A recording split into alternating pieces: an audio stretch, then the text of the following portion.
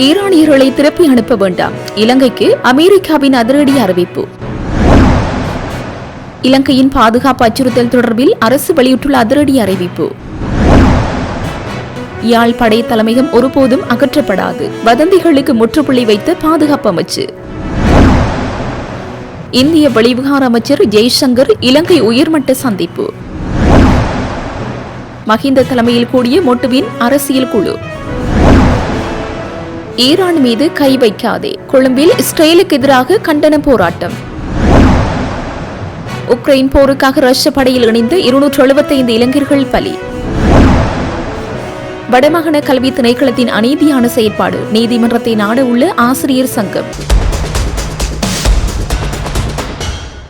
ஈரானிய போர்க்கப்பலான ஐரஸ்டீனா மூழ்கடிக்கப்பட்டதை தொடர்ந்து மீட்கப்பட்ட ஈரானிய மாலுமிகளை திருப்பி அனுப்ப வேண்டாம் என்று அமெரிக்கா இலங்கைக்கு அழுத்தம் கொடுத்துள்ளதாக சர்வதேச செய்திகள் தெரிவிக்கின்றன. அமெரிக்க உள் வெளியுறவுத்துறையின் கேபிள் பிரிவு இந்த தகவலை வழங்கியுள்ளதாக குறித்த செய்திகளில் சுட்டிக்காட்டப்பட்டுள்ளது. காலியிலிருந்து சுமார் 19 கடல் மைல் தொலைவில் புதன்கிழமை இந்திய பெருங்கடலில் ஒரு அமெரிக்க நீர்மூழ்கி கப்பல் ஈரானிய ஐரஸ்டீனா போர்க்கப்பலை மூழ்கடித்தது. இதன்போது பலர் கொல்லப்பட்டதுடன் ஏனையவர்களை இலங்கை கடற்படையினர் மீட்டு வைத்தியசாலையில் அனுமதித்தனர். இதனைத் தொடர்ந்து வியாழக்கிழமை இலங்கை 2வது ஈரானிய கப்பலான IRS புஷேரிலிருந்து 208 பணியாளர்களை மீட்டது. ஜனாதிபதி அனுருகுமார திசாநாயக்க எந்த நாட்டிற்கும் ஆதரவாக இல்லை, ஆனால் தனது நாட்டிற்கு பாதிக்கப்பட்டவர்களை அழைத்துச் செல்ல மனிதாபிமான பொறுப்பு தமக்கு இருப்பதாக தெரிவித்தார். அமெரிக்க பாதுகாப்பு செயலாளர் பீட் ஹெக்செக்ட் அமைதியான மரணம் என்று விவரித்த டீனா கப்பலின் டொர்பிடோ தாக்குதல் 2ஆம் உலகப் போருக்கு பிறகு அமெரிக்காவின் முதல் நடவடிக்கையாகும். மேலும் ஈரான் மீதான மோதலின் புவியியல் நோக்கம் விரிவடைந்து வருவதற்கான தெளிவான அறிகுறியாகவும் இது பார்க்கப்பட்டது. இந்த நிலையில் கொழும்பில் உள்ள அமெரிக்க தூதரகத்திற்கு பொறுப்பான ஜெயின் ஹோவல் ஈரானில் இருந்து வந்த 2வது கப்பலான புஷேரில் இருந்தவர்களையோ அல்லது டீனாவில் உயிர் பிழைத்த 32 பேரையோ ஈரானுக்கு திருப்பி அனுப்பக்கூடாது என்று இலங்கை அரசாங்கத்திற்கு வலியுறுத்தியுள்ளதாக தெரிவிக்கப்படுகின்றது. தேசிய பாதுகாப்பு மற்றும் இறையாண்மையை பாதுகாக்கும் வகையில் மக்களின் பாதுகாப்பிற்கு முதலிடம் வழங்கி அரசாங்கம் தற்போது தீர்மானங்களை எடுத்து வருவதாக பாதுகாப்பு ராஜாங்க அமைச்சர் ஓய்வு பெற்ற மேஜர் ஜெனரல் அருண ஜெயசகர தெரிவித்துள்ளார். வார இறுதி வழங்கிய விசேட நேர்காணலின் போது அவர் இதனை குறிப்பிட்டுள்ளார். கடந்த வாரத்தை நிலவிய பாதுகாப்பு சூழலை அரசாங்கம் மிகச் சரியான முறையில் கையாண்டுள்ளதாக அவர் குறிப்பிட்டுள்ளார். தற்போதைய நிலையில் பொதுமக்கள் எவரும் தேவையற்ற அச்சமடைய தேவையில்லை என அவர் வலியுறுத்தினார். குறிப்பாக உலகளாவிய ரீதியில் நிலவும் பூகோள அரசியல் நிலைமைகளை கருத்தில் கொண்டே அரசாங்கம் தீர்மானங்களை மேற்கொண்டு வருவதாக அவர் சுட்டிக்காட்டியுள்ளார். மத்திய கிழக்கு பிராந்தியத்தில் ஏற்பட்டுள்ள போரினால் இலங்கைக்கு ஏற்படக்கூடிய தாக்கங்கள் குறித்து அரசாங்கம் மிகுந்த அவதானத்துடன் இருப்பதாக அவர் கூறியுள்ளார். இது தொடர்பாக சம்பந்தப்பட்ட தரப்பினருடன் தொடர்ச்சியாக பேச்சுவார்த்தைகளை முன்னெடுத்து வருவதாகவும் அவர் குறிப்பிட்டுள்ளார். மத்திய கிழக்கு நெருக்கடியால் நாட்டுக்கு ஏற்படக்கூடிய சவால்களை முகாமைத்துவம் செய்வதில் அரசாங்கம் மிகுந்த பொறுப்புடன் செயற்பட்டு வருவதாக அவர் மேலும் தெரிவித்துள்ளார். யாழ்ப்பாணத்தில் உள்ள பாதுகாப்பு படைகளின் தலைமையகத்தை அகற்றுவதற்கு எவ்வித தீர்மானமும் எடுக்கப்படவில்லை என பாதுகாப்பு அமைச்சு திட்டவட்டமாக அறிவித்துள்ளது. நாடாளுமன்றத்தில் நேற்று உரையாற்றிய பாதுகாப்பு பிரதி அமைச்சர் அருண ஜெயசேகர இது தொடர்பாக பரப்பப்படும் தகவல்களை முற்றிலும் பொய்யானவை என தெரிவித்து விரிவான விளக்கம் அளித்துள்ளார். யாழ்ப்பாணம் படை தலைமையகம் அகற்றப்பட உள்ளதாக சிலர் திட்டமிட்டு பொய்யான தகவல்களை பரப்பி வருகின்றனர். மிக குறுகிய அரசியல் நோக்கங்களை நிறைவேற்றிக் கொள்ளவும் மக்கள் மத்தியில் தேவையற்ற குழப்பத்தை ஏற்படுத்தவுமே இவ்வாறான பொய் பிரச்சாரங்கள் எடுக்கப்படுகின்றன. அத்துடன் வடக்கு மற்றும் கிழக்கு மாகாணங்களின் பாதுகாப்பு தரப்புகளின் வசம் உள்ள காணிகளை விடுவிப்பது குறித்த அரசாங்கத்தின் நிலைப்பாட்டையும் அவர் இதன்போது தெளிவுபடுத்தினார். நாட்டின் எந்த ஒரு பகுதிகளிலும் காணிகளை விடுவிக்கும் போது தேசிய பாதுகாப்பு என்பதற்கு முதலிடம் வழங்கப்படும். பாதுகாப்பு தேவைகளை கருத்தில் கொண்டு அனைத்து தரப்புகளுடனும் விரிவாக ஆராய்ந்த பின்னரே காணி விடுவிப்பு தொடர்பான இறுதி தீர்மானங்கள் எடுக்கப்படும். நாட்டின் இறையாண்மை மற்றும் பாதுகாப்புக்கு அச்சுறுத்தல் ஏற்படும் வகையில் எந்தவித நடவடிக்கைகளும் முன்னெடுக்கப்பட மாட்டாது என்றும் பாதுகாப்பு பிரதி அமைச்சர் அருண ஜெயசேகர மேலும் தெரிவித்துள்ளார். வடக்கின் பாதுகாப்பு பலப்படுத்தப்பட்டுள்ளதை தவிர குறைக்கப்படவில்லை என்பதை பாதுகாப்பு அமைச்சின் இந்த அறிவிப்பு உறுதிப்படுத்தியுள்ளது. இந்திய வெளிவிவகார அமைச்சர் ஜெய்சங்கருக்கும் இலங்கை தரப்புக்கும் இடையில் முக்கிய சந்திப்பு ஒன்று இடம்பெற்றது. இச்சந்திப்பு மிகவும் ஆக்கப்பூர்வமான முறையில் அமைந்திருந்ததாக தெரிவிக்கப்பட்டுள்ளது. இந்த உயர்மட்ட சந்திப்பின் போது இலங்கை மற்றும் இந்தியாவுக்கு இடையிலான இருதரப்பு ஒத்துழைப்புகள் மற்றும் தற்போதைய திட்டங்களின் முன்னேற்றங்கள் குறித்து விரிவாக ஆராயப்பட்டது. குறிப்பாக தெற்காசிய பிராந்தியத்தில் ஏற்பட்டு வரும் புதிய மாற்றங்கள் மற்றும் பாதுகாப்பு விவகாரங்கள் குறித்து இரு தரப்பினரும் கருத்துக்களை பரிமாறிக்கொண்டனர். இலங்கையின் பொருளாதார மீட்சி மற்றும் அபிவிருத்தி பணிகளில் இந்தியா வழங்கி வரும் ஆதரவு மற்றும் பங்களிப்பினை இலங்கை அரசு இதன்போது பாராட்டியுள்ளது. ஸ்ரீலங்கா பொதுஜன பெரமுனவின் அரசியல் குழு கூட்டம் கட்சியின் தலைவர் முன்னாள் ஜனாதிபதி மஹிந்த ராஜபக்ச தலைமையில் நேற்று பிற்பகல் நடைபெற்றது. பத்திரமுள்ள நெல்லிமாவத்தில் அமைந்துள்ள கட்சியின் தலைமையகத்தில் இந்த கூட்டம் இடம்பெற்றது. இதில் ஸ்ரீலங்கா பொதுஜன பெரமுனவின் தவிசாளர் சிரேஷ்ட பேராசிரியர் வணக்கத்திற்குரிய உதுராபல தம்மரத்ன தேரர், கட்சியின் தேசிய அமைப்பாளர் நாடாளுமன்ற உறுப்பினர் நாமல் ராஜபக்ச, கட்சியின் பொதுச் செயலாளர் சட்டத்திரணி சாகர காரியவிசம் மற்றும் தேசிய ஒருங்கிணைப்பாளர் நாடாளுமன்ற உறுப்பினர் டி.வி. சாணக் ஆகியோர் கலந்து கொண்டனர். மேலும் கட்சியின் நாடாளுமன்ற உறுப்பினர்கள், முன்னாள் நாடாளுமன்ற உறுப்பினர்கள், அரசியல் குழு உறுப்பினர்கள் என பலரும் இதில் பங்கேற்றனர். எதிர்வரும் தேர்தல் நடவடிக்கைகள், கட்சியின் எதிர்கால அரசியல் நகர்வுகள் மற்றும் தற்போதைய அரசியல் சூழ்நிலைகள் குறித்து இதன்போது விரிவாக ஆராயப்பட்டன என்று தகவல்கள் தெரிவிக்கின்றன. சர்வதேச ரீதியில் ஈரானுக்கு எதிராக முன்னெடுக்கப்படும் அழுத்தங்கள் மற்றும் போர் அச்சுறுத்தல்களை கண்டித்து கொழும்பில் நேற்று கவனஈர்ப்பு போராட்டம் முன்னெடுக்கப்பட்டது. கொழும்பு கொள்ளுப்பட்டி பகுதியில் அமைந்துள்ள தெவட்டா பள்ளிவாசலுக்கு முன்பாக இந்த போராட்டம் முன்னெடுக்கப்பட்டது. பாலஸ்தீனத்தின் நண்பர்கள் அமைப்பால் ஏற்பாடு செய்யப்பட்ட இந்த போராட்டத்தில் ஐக்கிய மக்கள் சக்தியின் கொழும்பு மாவட்ட நாடாளுமன்ற உறுப்பினர் முஜிபுர் ரஹ்மான், இலங்கைக்கான ஈரானிய தூதுவர் மற்றும் பெருந்திரளான பொதுமக்கள் கலந்து கொண்டனர். போராட்டத்தில் ஈடுபட்டவர்கள் சிங்களம், தமிழ் மற்றும் ஆங்கில மொழிகளான வாசகங்கள் அடங்கிய சுலோக அட்டைகளை ஏந்தி இருந்தனர். ஈரான் மீது கை வைக்காதே, அமெரிக்க இஸ்ரேல் பயங்கரவாதத்தை நிறுத்து, ஈரான் மீது அமெரிக்க இஸ்ரேலிய போரை தவறு போன்ற கோஷங்களை போராட்டக்காரர்கள் எழுப்பினர். மத்திய கிழக்கில் நிலவும் பதற்றமான சூழலில் ஈரானின் இறையாண்மைக்கு மதிப்பளிக்கப்பட வேண்டும் என்றும் ஏகாதிபத்திய நாடுகளின் தலையீடுகள் நிறுத்தப்பட வேண்டும் என்றும் போராட்டக்காரர்கள் இதன்போது வலியுறுத்தியுள்ளனர்.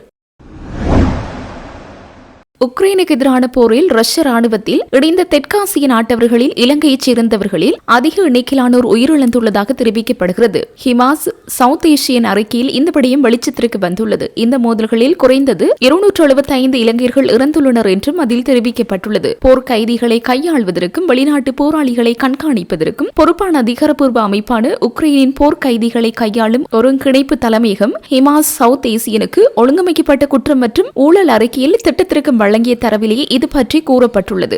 கடந்த ஆண்டின் தொடக்கத்தில் இலங்கையின் வெளிவிவகார அமைச்சர் விஜிதஹேரத் நாடாளுமன்றத்தில் உரையாற்றிய போது ரஷ்ய போர்க்களத்தில் 59 இலங்கையர்கள் உயிரிழந்துள்ளதாக தெரிவித்திருந்தார். எனினும் இலங்கை அரசாங்கத்தால் ஒப்புக்கொள்ளப்பட்ட 59 உயிரிழப்புகளை விட உயிரிழந்தவர்களின் எண்ணிக்கை மிகவும் அதிகமாகும் என தெரிவிக்கப்படுகிறது. ரஷ்ய ராணுவத்திற்குள் உள்ள ஆதாரங்களில் இருந்து ஓரளவு பெறப்பட்ட தரவு தொகுப்பு 2022 உக்ரைன் மீதான ரஷ்யாவின் முழு அளவிலான படையெடுப்பின் தொடக்கத்திலிருந்து 2025 செப்டம்பர் வரையிலான காலகட்டத்தை உள்ளடக்கியதாகும். ரஷ்ய படைகளில் இணைந்து இலங்கை, நேபாளம், இந்தியா, பங்களாதேஷ், பாகிஸ்தான் மற்றும் ஆப்கானிஸ்தானைச் சேர்ந்த மொத்தம் 455 தெற்காசியர்கள் போர்க்களத்தில் கொல்லப்பட்டுள்ளனர். இந்த நாடுகளிலிருந்து ரஷ்ய ராணுவத்தில் சேர்க்கப்பட்டதாக அறியப்பட்ட தெற்காசியவர்களின் பெயர்களையும் தரவு குறிப்பிடுகின்றது. இதில் 1923 பேர் சேர்க்கப்பட்டுள்ளனர். இதில் இலங்கை முதலிடத்தில் உள்ளது. குறைந்தது 751 பேர் ஆட்சேர்ப்பு செய்யப்பட்டதில் குறைந்தது 275 இளைஞர்கள் போரில் கொல்லப்பட்டுள்ளனர். ரஷ்ய ராணுவத்தில் சேர்க்கப்பட்ட இலங்கையர்களின் உண்மையான எண்ணிக்கையும் போரில் கொல்லப்பட்ட அல்லது காணாமல் போனவர்களின் எண்ணிக்கையும் கணிசமாக அதிகமாக இருக்கலாம் என்று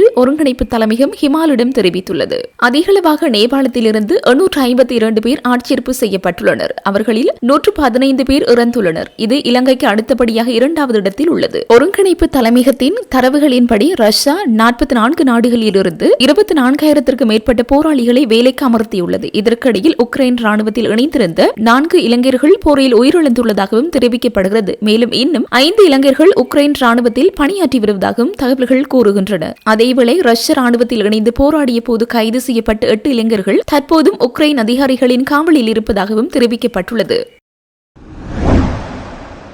வடமாகாண கல்வி திணைக்களத்தின் அநீதியான செயற்பாடுகளுக்கு எதிராக வரும் வாரத்தில் இலங்கை ஆசிரியர் சங்கம் நீதிமன்றத்தை நாட உள்ளது. இலங்கை ஆசிரியர் சங்கம் என்ற வகையில் ஆசிரியர்களின் உரிமைகளை நிலைநாட்டு இறுதி வரை போராடுவோம் என்று இலங்கை ஆசிரியர் சங்கத்தின் உபதலைவர் தீபன் திலீசன் தெரிவித்துள்ளார். யாழ்ப்பாணத்தில் இன்று நடைபெற்ற ஊடக சந்திப்பின் போது இவர் இதனை தெரிவித்துள்ளார். வடமாகாண கல்வி திணைக்களத்தினால் ஜனநாயக விரோதமான முறையிலே மேற்கொள்ளப்பட்டு வருகின்ற சேவையின் தேவை கருதிய இடமாற்றம் என்ற பெயரிலே முறையற்ற விதமாக நடாத்தப்பட்டிருக்கின்ற இந்த இடமாற்றம் தொடர்பாக இந்த ஊடக சந்திப்பு நடாத்தப்படுகிறது. ஏற்கனவே வடமாகாண கல்வி திணைக்களம் ஒரு முறையற்ற இடமாற்றத்தினை செய்திருந்த நிலையிலே, வடமாகாண ஆளுநருடைய அலுவலகத்துக்கு முன்பாகவும் ஆசிரியர்கள் போராடி இருந்த நிலையிலே, வடமாகாண ஆளுநர் அதனை தட்டி கழித்திருந்த நிலையிலே, இலங்கை ஆசிரியர் சங்கம் நீதிமன்றத்தினூடாக அந்த நீதியை பெற்றுக்கொள்ள வேண்டிய தேவை இருந்ததன் காரணமாக நீதிமன்றத்தை நாடியிருந்தோம். அந்த வழக்கிலே வடமாகாண கல்வி திணைக்களம் அந்த 290 ஆசிரியர்களுக்கும் வழங்கியிருந்த இடமாற்ற கடிதத்தினை மீளப் பெறுவதாக தெரிவித்திருந்தது. எனவே அந்த வழக்கிலும் கூட சேவையின் தேவை கருதிய இடமாற்றம் என்று ஒரு தவறான இடமாற்றம் மேற்கொள்ளப்பட்ட விடயங்கள் தொடர்பாகத்தான் நாங்கள் சுட்டிக்காட்டியிருந்தோம்.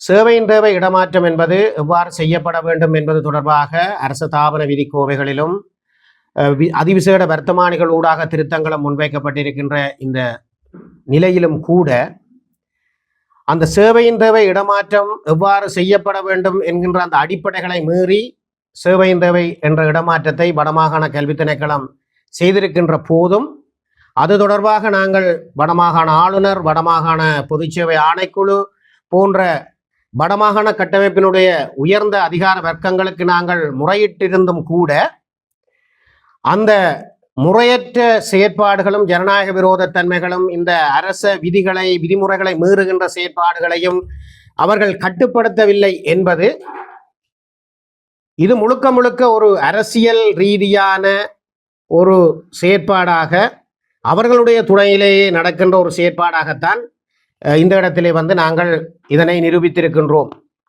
நாங்கள் ஏற்கனவே கடந்த இடமாற்றத்தின் போதும் நாங்கள் சொல்லியிருந்தோம், இது முழுக்க முழுக்க அரசியல் தலையீடு நிறைந்ததும் அரசியல் பழிவாங்கல் நிறைந்ததும் பாரபட்சங்கள் நிறைந்ததும் தங்களுடைய அரசாங்கத்துக்கு ஆதரவானவர்களை பாதுகாத்து மற்றவர்களை அச்சுறுத்துகின்ற செயற்பாடுகளுமாகத்தான் அந்த இடமாற்றம் அமைந்திருந்தது என்ற விமர்சனத்தை தான் நாங்கள் முன்வைத்து அந்த இடமாற்றத்தை நாங்கள் எதிர்த்து போராடியிருந்த நிலையிலும் இந்த அரசு சார்பான ஜேவிபி தொழிற்சங்கத்தை சேர்ந்தவர்கள் இல்லை, அது ஒரு தனிப்பட்ட கோணத்திலே அணுகப்படுகின்ற என்ற கோணத்திலே போலியான பிரசாரங்களை செய்திருந்தார்கள். ஆனாலும் நீதிமன்றத்தின் மூலமாக நாங்கள் அந்த விடயத்தை நாங்கள் நிரூபித்திருந்தோம்.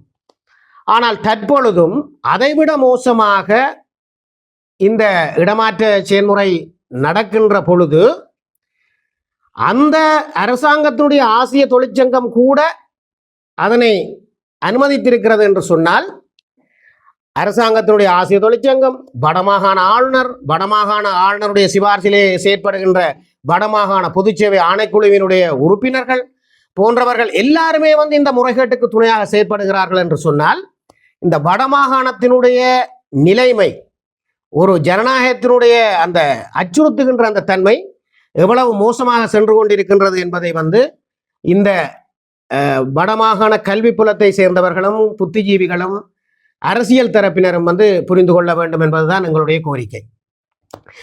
இந்த சேவையின் தேவை இடமாற்றம் என்பது எவ்வாறு செய்யப்பட வேண்டும் என்பது மிக தெளிவாக சொல்லியிருக்கின்ற இந்த சூழலிலே அந்த சேவையின் தேவை இடமாற்றமானது அடுத்த வருடாந்த இடமாற்றம் மேற்கொள்ளப்படும் வரை அதனை தாமதப்படுத்துதல் சாத்தியமற்றது என்று கருதுகின்ற பொழுது மட்டும்தான் செய்ய முடியும் என்று இலங்கை ஜனநாயக சோசலிச குடியரசுடைய வர்த்தமானி அறிவித்தலின் பிரகாரம் 2/7/2013 வர்த்தமானி அறிவித்தலின் பிரகாரம் பிரிவு 208 தெளிவாக குறிப்பிட்டிருக்கின்ற அந்த சூழலிலும் கூட மிக குறைந்த தொகையினருக்கு தான் செய்யக்கூடிய அந்த சேவையின் தேவை கருதிய அந்த இடமாற்ற நடைமுறையை கிட்டத்தட்ட 200 ஆசிரியர்களுக்கு அவர்கள் திருப்பவும் இடமாற்ற சபை என்று செய்திருக்கிறார்கள் என்று சொன்னால் அது முழுக்க முழுக்க இந்த அரசாங்கத்தினுடைய நிகழ்ச்சி நிரலிலே வடமாகாண ஆளுநருடைய அரசியல் தலையீட்டின் அடிப்படையிலே தான் இது நடந்து கொண்டிருக்கின்றது என்பதுதான் உண்மை.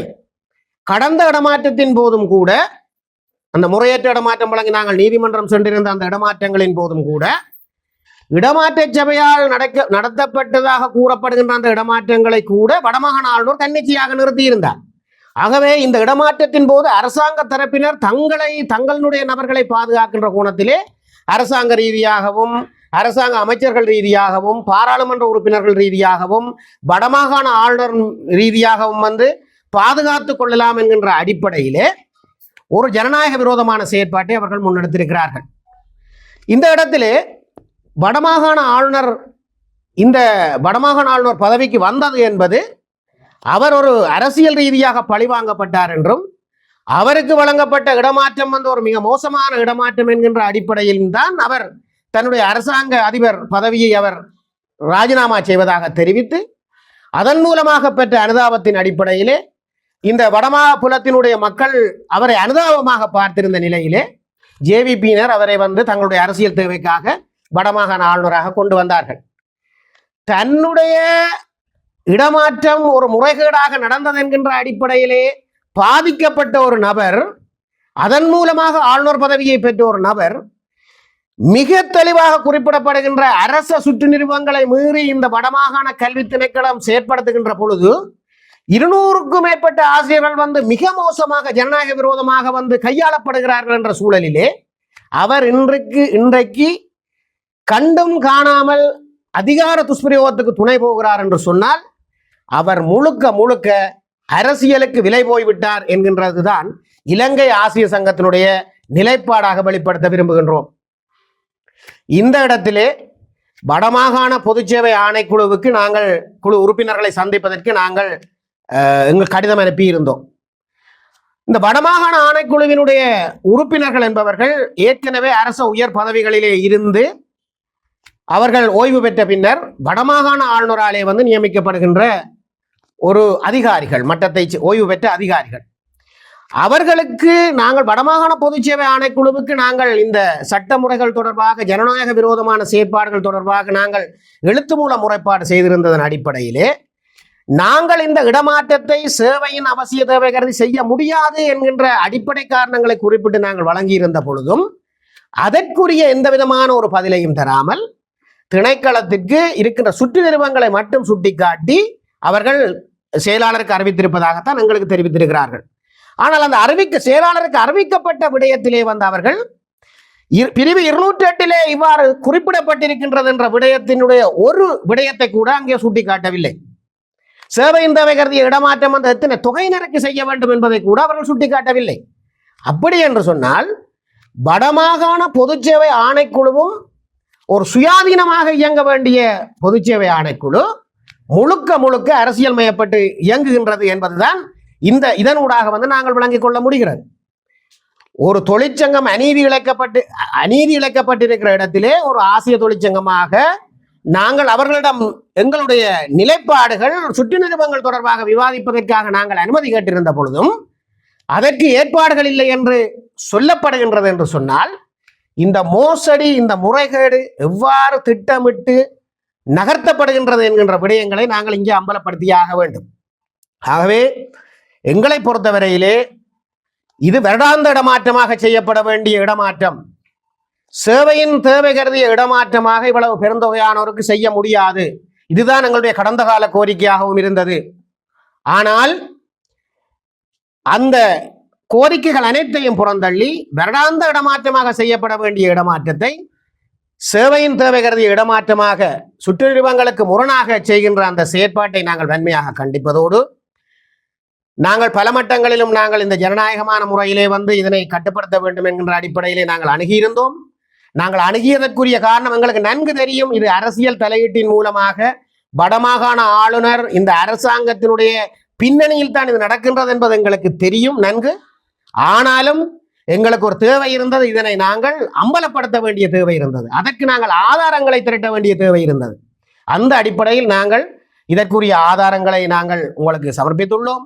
வடமாகாண ஆளுநர், பொதுச்சேவை ஆணைக்குழு போன்றவை எவ்வாறு ஒரு அரசியல் மயப்பட்டு இயங்குகிறது என்ற கோணத்திலே நாங்கள் இந்த விடயங்களை நாங்கள் நிரூபித்திருக்கிறோம்.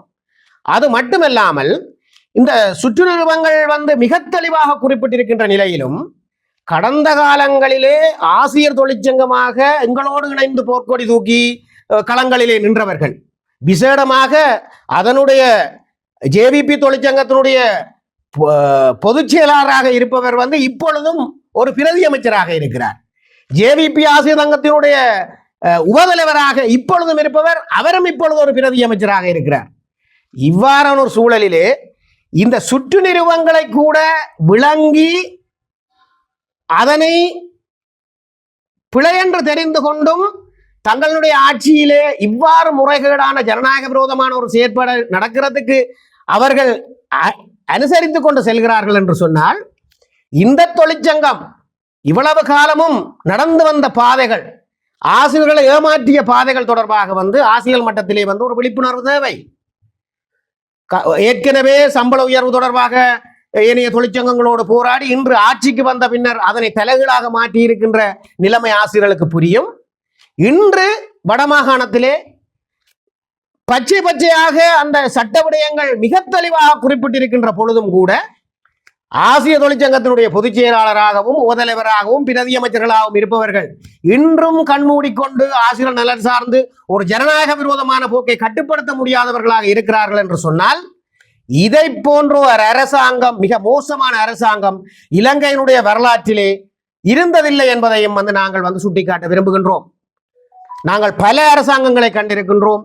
இதை போன்ற ஒரு சர்வாதிகாரமான ஜனநாயக விரோதமான அடக்குமுறைக்குள்ளே ஊழியர்களை தள்ளுகின்ற ஒரு அரசாங்கத்தை நாங்கள் இதுவரை சந்தித்ததில்லை என்பதையும் இங்கு நாங்கள் வெளிப்படுத்த விரும்புகின்றோம். ஆனாலும் இலங்கை ஆசிரியர் சங்கம் இத்தகைய செயற்பாடுகளுக்கு அடிபணிய போவதில்லை. நாங்கள் இந்த தவறான செயற்பாடுகளுக்கு எதிராக நாங்கள் நீதிமன்றத்தை நாட இருக்கின்றோம். கடந்த வழக்கில் கூட நாங்கள் தாக்கல் செய்த வழக்கின் பொழுது இவர்கள் அந்த கடிதத்தை மீளப்பெறுவதாக கௌரவ நீதிமன்றத்துக்கு அறிவித்த பொழுது கௌரவ நீதிபதியால் மிக தெளிவாக சுட்டிக்காட்டப்பட்டிருந்தது திறந்த நீதிமன்றத்திலே. அதாவது ஆசிரியர் தொழிற்சங்கங்களோடு கலந்துரையாடி ஏழுமான வரையில் தவறுகள் நடைபெறாத வகையிலே நீங்கள் செயல்படுத்த வேண்டும். அவ்வாறு செயற்படுத்துகின்ற பொழுதுதான் இடமாற்றங்கள் நீதியான முறையிலும் ஆசிரியர்களுக்கு பாதிப்பில்லாத வகையிலும் நடைபெற முடியும். அப்படி நடக்காது போனால் ஒரு பாதிக்கப்பட்ட ஒரு ஆசிரியரோ அல்லது ஏனைய தரப்பினரோ நீதிமன்றத்தை நாடுவது தவிர்க்க முடியாமல் இருந்தால் இந்த இடமாற்றங்கள் தொடர்பாக சிக்கல்கள் ஏற்படும் என்ற கோணத்திலே நீதிபதி அவர்கள் மாகாண கல்வி பணிப்பாளர்களுக்கு நாங்களும் அங்கே பிரசின்னமாக இருந்த சூழலிலே அவர் சொல்லியிருந்தார், அறிவுறுத்தியிருந்தார், வாய் மூலமாக அறிவுறுத்தியிருந்தார். அப்படியான ஒரு சூழல் அப்படியான விடயங்கள் சுட்டிக்காட்டி இருந்த போதும் கூட இவ்வளவு மிக மோசமாக இந்த ஜனநாயக விரோத செயற்பாடு நடக்கிறது என்று சொன்னால் நாங்கள் மீண்டும் அதே நீதிமன்றத்தை நாட வேண்டிய தவிர்க்க முடியாத சூழலுக்கு நாங்கள் சென்றிருக்கின்றோம். ஆகவே நாங்கள் எங்களுக்குரிய நீதி கிடைக்கும் என்ற நம்பிக்கையுடன் எதிர்பார்ப்புடன் நாங்கள் வரும் வாரங்களிலே நீதிமன்றத்தை நாட இருக்கின்றோம் என்பதையும் இங்கு தெரிவிக்க விரும்புகின்றோம். அதேவேளை இந்த இடமாற்ற கடிதங்கள் ஆசிரியர்களுக்கு வந்திருக்கின்ற நேரத்திலே அவர்கள் மாகாண பொதுச்சேவை ஆணைக்குழுவுக்கு மேன்முறையீடு செய்ய முடியும் என்ற விடயம் அந்த கடிதத்திலே சுட்டிக்காட்டப்படவில்லை. அப்படி என்று சொன்னால் அதுவும் அவ்வளவு பெரிய ஜனநாயக விரோதமான ஒரு செயற்பாடு. ஆசிரியருடைய மேன்முறையீட்டு உரிமைகள் தடுக்கப்படுகிறது. வலயங்களிலே கடிதங்களை கையளித்த பின்னர் எடுக்க சொல்லி கூறி அங்கே பெற்றுக்கொண்ட பின்னர் அங்கே வைத்து ஆசிரியர்கள் அச்சுறுத்தப்படுகிறார்கள், உடனடியாக சேவை நிலையத்துக்கு செல்ல வேண்டும் என்று.